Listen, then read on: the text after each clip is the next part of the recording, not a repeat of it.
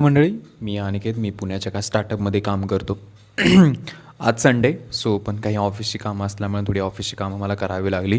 So जेव्हा तुम्ही एका स्टार्टअपमध्ये काम करता तेव्हा हाच एक मोठा पॉईंट असतो की तुम्हाला एक्स्ट्रा आवर्ससुद्धा काम करावं लागतं. कधी कधी तुम्ही असं म्हणून चालत नाही की मी का काम करू.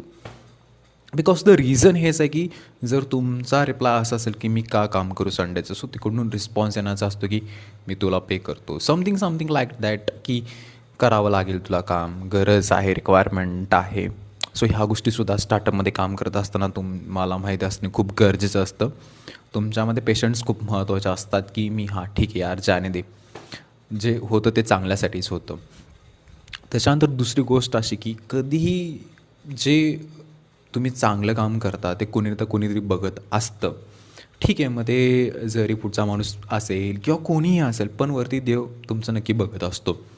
आपल्या मनाने आपण चांगली कामं करायची, त्याचं फळ तुम्हाला नक्की चांगलं भेटतं. हे ॲज अ माझा एक्सपिरियन्स आहे आणि मला वाटतं की मी चांगलं काम करतो आहे, मी एक्स्ट्रा काम करतो आहे, मला नक्की त्याचं फळ कोणीतरी बघत असेल. जरी मला या कंपनीतून तितका बेनिफिट होत नसेल किंवा त्या गोष्टी जरी नसेल, तरी मी माझ्यासाठी काम करतो आहे, माझ्या सुखासाठी काम करतो आहे. जरी आज हे कामाचं कोणी बघत जरी नसेल किंवा असेल, ॲप्रिशिएशन मिळत जरी नसेल, तरी मला माहीत आहे मला याचा फायदा कुठं ना कुठेतरी होईल आणि मला ॲप्रिशिएशन भेटेल आणि मला समाधानसुद्धा भेटेलच या गोष्टींचं. आणि ते गोष्टी समाधान मला खूप अशा छोट्या छोट्या गोष्टीतून मिळत गेलेलं आहे.